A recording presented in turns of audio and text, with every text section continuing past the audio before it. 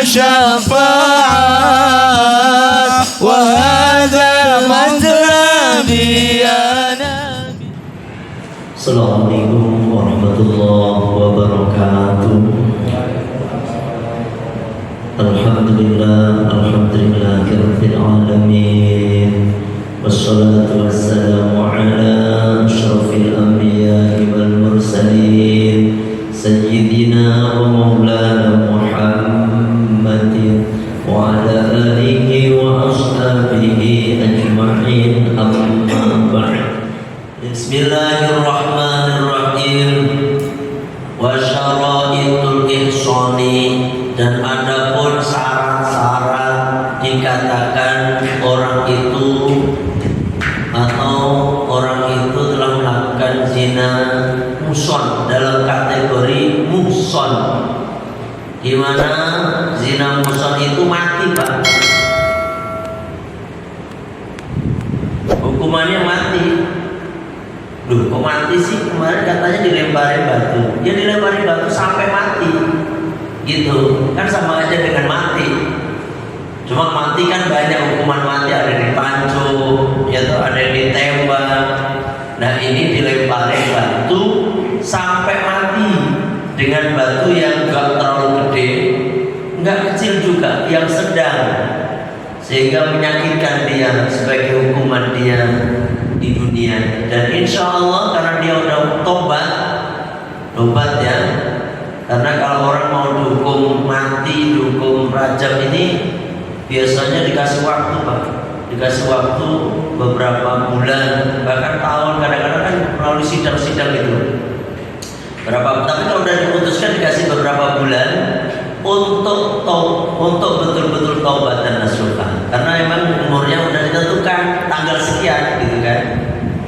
Walaupun nanti ujung-ujungnya mungkin nggak jadi, entah ditebus dan lain sebagainya. Nah, ini harus memenuhi syarat 4 ini, Pak. Kalau orang dikategorikan telah dikategorikan zina muhson, ini harus memenuhi 4 syarat ini, ya, 4 syarat ini. Yang pertama al-bulughu, balik, pasti ini balik. Kalau belum balik nggak bisa. Anak kecil itu begitu kan nggak bisa, Pak. Begitu anak kecil itu nggak bisa, ya toh. Makanya balik, standarnya ini balik. Kalau kecil tidak dihukum seperti itu, tidak muhson ya. Yang kedua wal aqlu, berakal. Artinya apa? Yang zina itu berakal, dalam keadaan sadar dia telah berbuat zina. Kalau dia nggak sadar, ya enggak gitu. Gila misalnya, orang gila itu nggak punya hukum. Dia beribadah nggak dapat pahala, dia berbuat dosa, dia melanggar juga nggak dosa. Itulah orang gila. Makanya nggak punya hukum orang gila itu, ya. Dan kalau orang udah gila, betul-betul gila, Pak, betul-betul gila ya, zinain orang sebenarnya nggak bisa, ya kan? Zinain orang nggak bisa. Karena apa? Bukan kemauan dia. Dia nggak bisa mengendalikan dirinya sendiri aja, nggak bisa kok. Gitu loh. Makanya kalau ada orang berzina terus ngaku gila, itu gila nih mungkin, ya kan? Gila nih. Akal. Wal khuriyatu, merdeka, bukan budak. Karena ada kalau budak itu hukumnya nanti ada, ya, hukumnya tersendiri kalau budak. Tapi budak itu udah nggak ada zaman sekarang. Jadi dalam hukum fikih itu kalau masalah perbudakan udah bukannya nggak perlu, ini untuk pengetahuan saja, ya, untuk pengetahuan. Terus yang kelima, yang keempat, balik, berakal, merdeka. Yang keempat wujudul wati, dan adanya persetubuhan fi nikahin, dalam suatu pernikahan shahihin yang sah.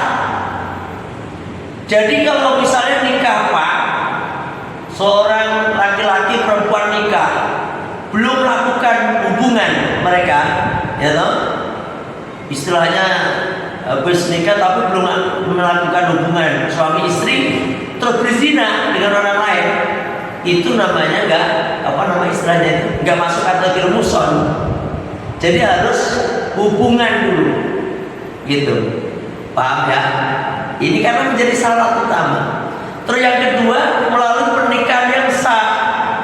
Kalau orang belum menikah atau berzina, ya toh, itu kata belum menikah yang sah maksudnya. Nikah yang sah ya nikah yang terdiri dari ada wali yang adil, ada 2 orang saksi yang adil juga. Kalau nggak memenuhi syarat itu berarti ya belum sah nikahnya. Kalau nikahnya belum sah, maka tidak dikatakan zina muson, gitu, ya kan? Ini syarat-syaratnya harus terpenuhi kalau memang dia dikategorikan sebagai pezina muson. Karena hubungannya mati, ini hukumannya nggak main-main, nggak sembarangan. Anak kecil tuh nggak ada hukuman, atau orang gila nggak ada. Ada yang nanya di sini sampai di sini. Wa idza fuqida wahidun, maka jika tidak ada satu min hadhil arba'i dari 4 syarat ini, lam ya'ud, maka tidak dihitung, atau lam ya'ud tidak dihitung. Apa dengan azani? Zina muson gitu. Jadi kalau nggak memenuhi 4 syarat ini, tidak dihukumi zina muson. Wala yuqamu, dan tidak dijalankan alih atasnya haddu rajmi, hukuman rajam. Bal yajlidu wa yatribu kalbika, tetapi dia harus dipukul, dicambuk sebagaimana dia masih bujangan atau masih perawan, gitu. Nah, ini lanjutan kemarin. Jadi harus memenuhi 4 syarat ini. Kita lanjutkan. Wal abdu, dan adapun seorang budak, wal abdu, dan adapun budak laki-laki, wal amatu, dan budak perempuan, hadduhuma, adapun hukuman keduanya, nisfu hadil khuri, yaitu separuh daripada hukumannya orang merdeka. Budak mati kan gak ada yang separuh, Pak. Ya kan, masa ada mati separuh? Makanya kalau budak gak ada yang dirajam, gak ada. Tapi budak itu dicambuk. Kalau orang merdeka berapa kali kemarin? 100 kali. Berarti kalau budak 50 kali dicambuknya, gitu separuhnya.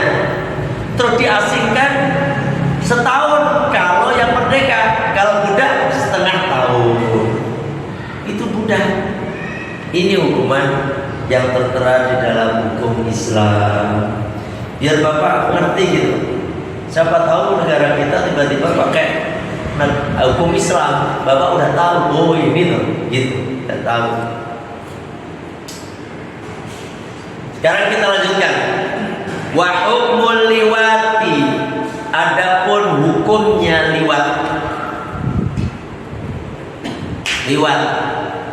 Liwat itu menghukum hubungan hubungan seperti itu tapi laki-laki sama laki-laki. Liwat ini terjadi pada zaman Nabi Lut alaihissalam. Laki-laki senang laki-laki. Yang namanya liwat itu menghubungi lewat belakang. Kalau zina lewat depan, paham? Jadi nggak perlu saya jelaskan, lewat belakang, jalan belakang, lewat jalan Tetapi laki-laki sama laki-laki. Kalau laki-laki sama perempuan walaupun lewat belakang, biasanya perempuan itu dikatakan zina. Kalau liwat ini laki-laki sama laki-laki. Ini terjadi pada zaman Nabi Lut alaihissalam. Makanya di dalam hukum Islam ini saya ngomong kepada semua jamaah, dengan udah nikah semuanya, menghubungi istri lewat belakang haram hukumnya, haram. Hati-hati, ya kan? Makanya kalau bercocok tanam itu ya di tanah lawas itu, bukan di pinggirnya di mana, enggak, haram. Ya, hati-hati itu, dosanya dosa besar. Walaupun istri saya sendiri, apalagi istri orang, wah dikebukin sampai, ya kan? Nah ini, ya, tapi gak dikatakan liwat, cuma dosa gitu aja. Tapi kalau liwat ini, ya ini menggauli orang laki-laki sama laki-laki. Dikisahkan dulu Pak ceritanya, makanya ini nggak boleh main-main. Dulu itu terjadi, kenapa kaum Nabi Lut itu melakukan seperti itu, hubungan laki-laki sama laki-laki. Namanya ada anak muda iseng-iseng, ya, main-main dengan itu. Cobain dah, dicoba pakai itu. Oh ternyata mungkin nggak tahu seperti apa, ketagihan, ngomong yang lain. Akhirnya jadi merambah tuh Pak. Akhirnya Allah Subhanahu wa Ta'ala menurunkan Nabi Lut alaihissalam. Nabi Lut itu sejaman dengan Nabi Ibrahim alaihissalam.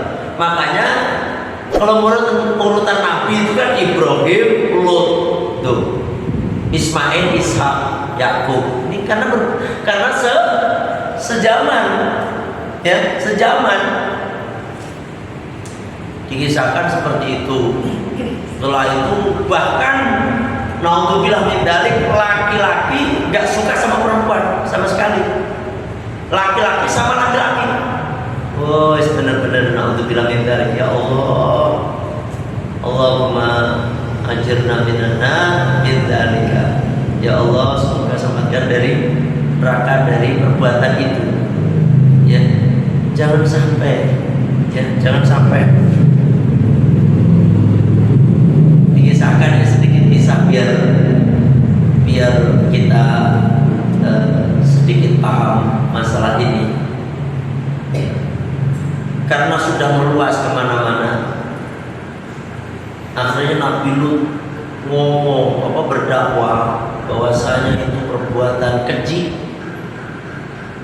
bahkan melebihi binatang aja nggak seperti itu, laki-laki sama jantan sama betina. Ini laki-laki sama laki-laki udah menyalahi kodrat gitu.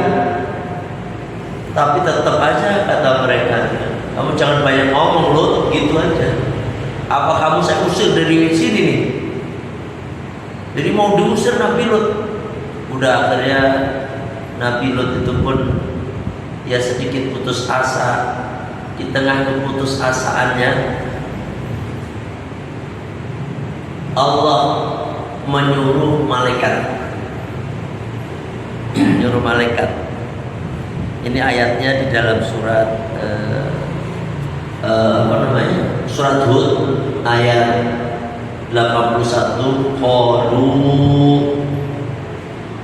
mereka berkata, ya Lutu Lut, inna, sesungguhnya kami rusulu rabbika, utusan-utusan Tuhanmu, layasilu ilaika, tidak akan sampai mencelakakanmu mereka itu, gitu.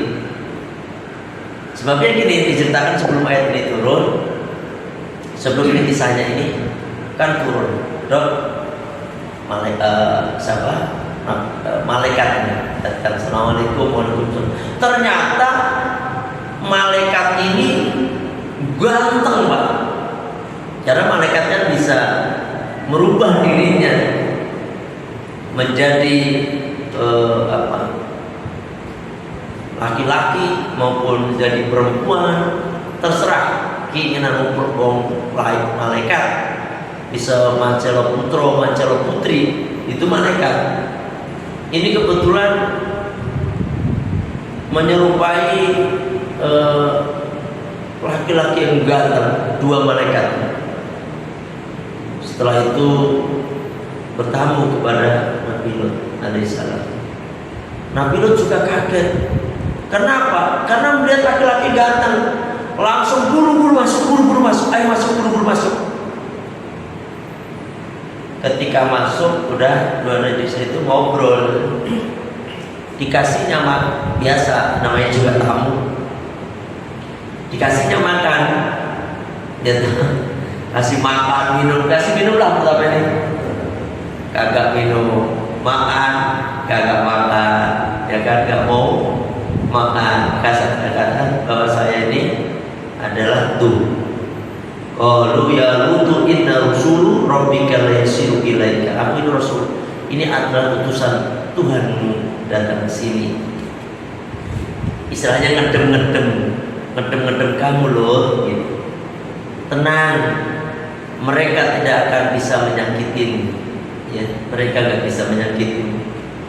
Fa asri bi ahlika, wes jalan pergi keluargamu, bi ahlika keluargamu, bikiti binal laili, dari sedikit dari malam, karena waktu itu malam udah mau habis Pak, pakai kiton ini makanya menjelang subuh, sedikit malam ini nanti menjelang subuh, itu bikin lain itu di dalam tafsirnya menjelang subuh, ya, ajak keluargamu, ya, pokoknya menjelang subuh, jangan sampai waktu matahari terbit, gitu, ajaklah keluargamu, ya, wala yaltafit minkum ahadun, dan janganlah menoleh di antara kalian ahadun, seorang pun, illa imro'ataka. Jadi persyaratannya kamu nanti pergi, pokoknya sebelum subuh kamu pergi.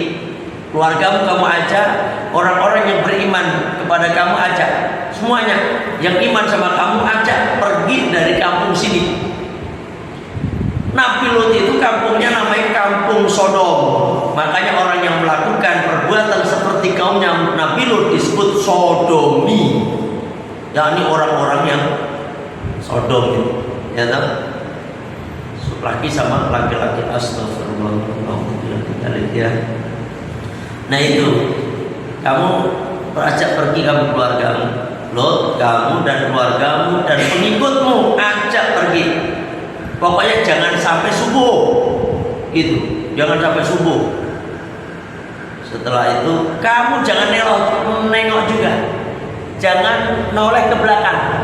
Wala yaltafit, jangan noleh belakang, jangan kamu lihat belakang. Seorang pun jangan boleh nengok. Terus di sini ada berjalan illa imra'ataka, kecuali istrimu. Istrimu jangan diajak, istrimu. Istilahnya begitu. Kamu ajak juga pasti gak mau, mudah digandani sama Allah. Karena istrinya Nabi Lut ini termasuk pembangkang Pak, seperti istrinya Nabi Nuh alaihissalam. Makanya itu sering disampaikan, sering di dalam kitab-kitab itu atau disampaikan oleh para kiai-kiai, para mubalik itu, bahwasanya kalau pengen mencontoh keluarga, contohlah keluarga dari Nabiullah Ibrahim alaihissalam, ya toh. Kalau berdoanya seperti itu Pak, jangan seperti keluarganya Nabi Nuh dan Nabi Lut. Kenapa? Nabi Nuh dan Nabi Lut itu tipe laki-lakinya baik, istrinya kagak baik. Suaminya soleh, istrinya gak soleh. Itu Nabi Nuh sama Nabi Lut. Jangan juga seperti keluarganya Fir'aun, gitu. Fir'aun itu istrinya soleha, Siti Asia. Ini loh, ingat loh Pak, jangan salah. Kadang-kadang siapa istri Nabi? Istrinya Fir'aun, Siti Aisyah. Oh, bedanya dikit, Aisyah sama Asia. Jangan salah. Siti Asia itu beriman kepada Nabi Musa waktu itu, ya kan? Fir'aun suaminya, Fir'aun gak iman, Siti Asia beriman. Ini tipe Yang kedua, yang pertama tadi laki-lakinya soleh, perempuannya toleha, enggak soleha, enggak, tidak soleha, ya kan? Toleha. Yang kedua, istrinya soleha, suaminya toleh, enggak soleh maksudnya. Itu adalah kisah Fir'aun dan Siti Asyir. Yang ketiga, tipe dua-duanya toleh dan toleha. Suaminya toleh, istrinya toleha, gitu, ya toh? Siapa itu? Yaitu Abu Lahab dan istrinya. Ya, Abu Lahab. Abu Lahab itu nama aslinya Abdul Uzza, ya, Abdul Uzza, Abdul Uzza. Karena dia taat banget sama Uzza, Lata Uzza. Terus istrinya Nabi Abu Lahab siapa? Ada yang tahu namanya? Ada yang tahu namanya? Siti? Mau jawab Siti Badriah. Siti Jamilah, istrinya Abu Lahab, namanya Siti Jamilah. Sesuai dengan namanya, cantik pak. Jamilah. Kalau laki-laki kan Jamil, ya tahu Jamil. Bahasa Inggrisnya handsome, ya, atau Hasan, itu juga bagus. Nah ini sama nih, suami istri. Abu Lahab ganteng, Siti Jamilah cantik, ya toh? Ada lagunya, Dudu Adu Jamilah. Itu lagunya siapa itu? Zaman Benten, zaman Bahala itu mah lagu waktu saya masih kecil itu. Nah itu ya, ini ganteng. Bahkan Abu Lahab itu wajahnya persis Rasulullah SAW. Pamannya kan, beli pamannya Abu Lahab itu ganteng. Cuma bedanya kanjeng Nabi dengan Abu Lahab cuma ada di senyumannya. Kanjeng Nabi suka senyum, Abu Lahab kagak pernah senyum, mencurang terus wajahnya. Nah ini, jadi ganteng loh Abu Lahab, jangan salah. Paman Nabi itu. Yang pertama ya karena Abdullah bapak kanjeng Nabi, ayah kanjeng Nabi ganteng, ya. Yang paling ganteng Abdullah, yang kedua Abu Lahab. Kisahnya seperti itu. Tapi kalau saya cerita mah kepanjangan. Nah, yang keempat, tipe laki-lakinya soleh, perempuannya soleha, yaitu keluarga Nabiullah Ibrahim alaihissalam. Ya. Pertama dikasih makan kagak mau, minum kagak mau, saya kagak makan, saya kagak minum, karena inna rusul rabbika, aku ini adalah utusan Tuhan, gitu. Wes ajak sono, jangan nengok ya, jangan nengok suami istrimu tuh, istrimu jangan diajak. Emang brekele istrimu itu begitu kan? Istrinya udah tahu kalau suaminya punya yang namanya tamu, ganteng-ganteng lagi,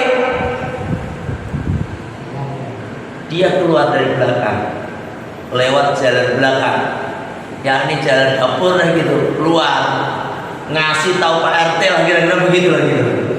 RT RW-nya dikasih tahu. Kebetulan RT RW-nya ini sodomi semua. Apa namanya? Seperti itu. RW-nya yang senang laki-laki, RT-nya senang laki-laki. Akhirnya RT RW ngasih pengumuman. Ini bukan RT RW sini loh ya, RT RW ini hanya contoh aja biar gampang. Kasih tahu orang-orang, suami saya tuh punya tamu ganteng-ganteng. Wah, langsung istilahnya pemukanya kaum sodomi itu langsung ngasih tahu yang lain, yang benar ya, pokoknya ganteng-ganteng deh. Wah, akhirnya singkat cerita, banyak langsung di rumah, di depan rumahnya Nabi Lut. Banyak orang laki-laki Pak pada rebutan. Oh, ngejar kabel, ya toh? Rebutan. Wah, digobrak itu. Buka Lut, pintunya buka. Aku tahu kamu punya tamu. Datang, gitu. Ya Allah, karena Nabi Lut itu seorang nabi, pasti hukumnya kan hampir seperti yang disampaikan kepada Rasulullah, yaitu menghormati tamu. Ini tamuku, apa kata Nabi Lut? Tolong bapak-bapak, jangan ganggu tamu-tamuku, jangan ganggu, tolong. Kalau mau anak-anakku ini loh, nikahin kamu kalian, gitu. Anakku, Nabi Lut juga punya anak perempuan Pak, cantik-cantik juga. Tapi apa kata itu tuh kaum Sodomi? Aku gak doyan perempuan, kata begitu. Waduh, wes rangenah ya, rangenah. Aku gak doyan, aku pengen tamumu. Dubrok itu. Singkat cerita, terus ini Nabi Lut bilang apa? Tenang, dia nggak akan pernah bisa mencelakaimu. Lut, udah kamu cepat pergi, ya kan? Cepat pergi, sehingga si malaikat ini kemudian entah pakai apa, itu semua orang yang mendobrak pintunya Nabi Lut buta semuanya, nggak bisa melihat. Kita terus Nabi Lut disuruh pergi, ya kan? Pergilah Nabi Lut dengan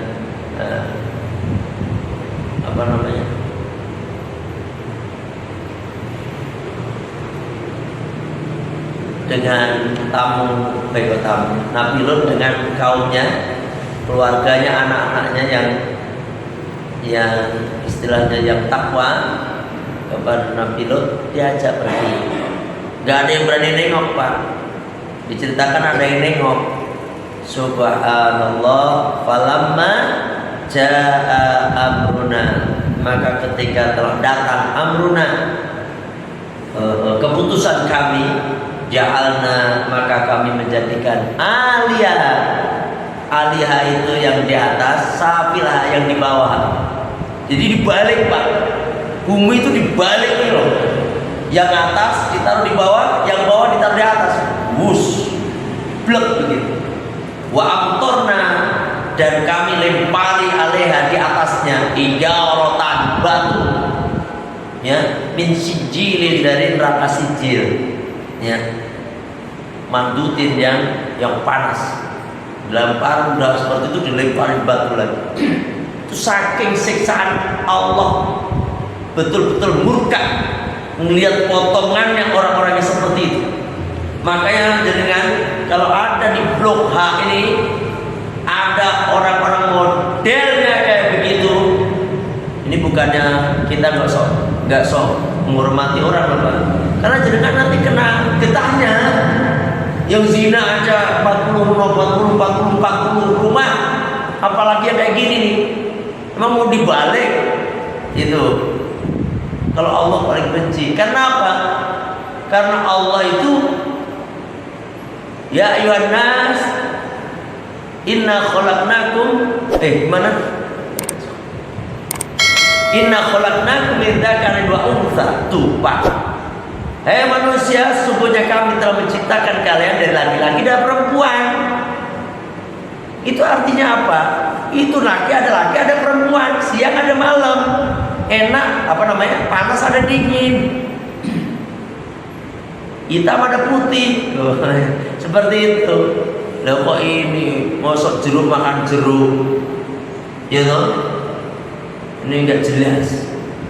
Kayak kalau ada yang itu mendingan ya ngomong RT RW dengan diusir kayak gitu. Tapi kalau tingkahnya begitu tapi dia nggak berbuat zina, ya jangan Pak. Kita juga punya manusia. Tahu misalnya mereka telah melakukan kumpul-kumpul laki sama laki-laki, udah RT RW urusan, bukan RW semuanya. Karena apa ini? Ngeri. Kalau Allah sudah putuskan hukuman gara-gara ada dua atau berapa pasang seperti itu, kemudian ulamanya diam, RT-nya diam, RW-nya diam, Allah akan buru-buru menimpakan azab kepada kampung itu. Hati-hati, hati-hati, ya tak? Astagfirullah. Makanya ya saya mah ngomong, tugas saya kan ngomong. Karena zaman sekarang itu kayak begitu udah kayak ini sih gara-gara TV, ya tuh. Masa laki-laki senang laki-laki gitu loh. Pikirannya kebalik. Maka dengan pikirannya udah kebalik sama Allah, buminya juga dibalik begitu. Saking murkanya. Hati-hati ya. Hati-hati. Ini ada sebuah kisah sehingga kita mengambil ibrah, pelajaran dari yang saya sampaikan ini. Kita hati-hati. Yang kedua, hubungan lewat belakang itu haram, walaupun sama istrinya sendiri. Hati-hati juga itu, ya toh. Wah itu kan istri saya sendiri, loh walaupun istri itu kan haram, udah jelas haram.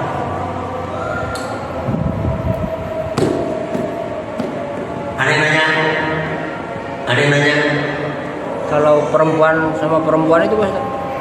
sama.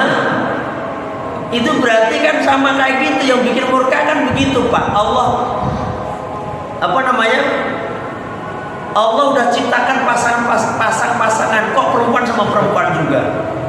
Itu gimana coba caranya ke priwe gitu doang, ya toh. Orang aja ditanya caranya gimana, ya nggak tahu itu gimana caranya. Istilahnya ada mur ada baut, ya toh. Nah ini mur sama mur buat apa Pak? Bapak punya mur, ini punya mur, mau diapain? Ya Allah itu. Ya ini jadi ya sama. Allah murka. Perempuan suka perempuan, termasuk Allah murka sama. Pasti melakukan satu perbuatan haram. Makanya di Indonesia ini pernikahan sejenis tidak dilegalkan, ya kan? Nggak akan dilegalkan kecuali negara-negara mana gitu, ya toh. Nah itu kalau di Indonesia nggak bisa, karena negara kita ini melebihi negara agama, keras kita, ya. Ada yang nanya?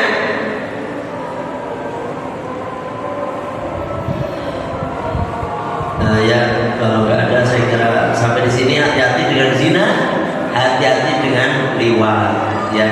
Dan liwat kita tutup majelis kita dengan baca Sayyidul Istighfar. Bismillahirrahmanirrahim.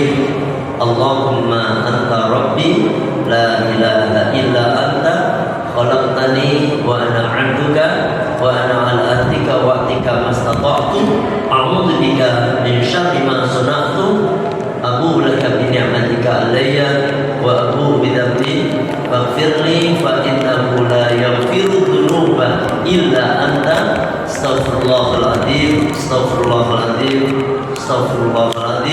subhanaka allahumma wa bihamdika asyhadu an la ilaha illa anta astaghfiruka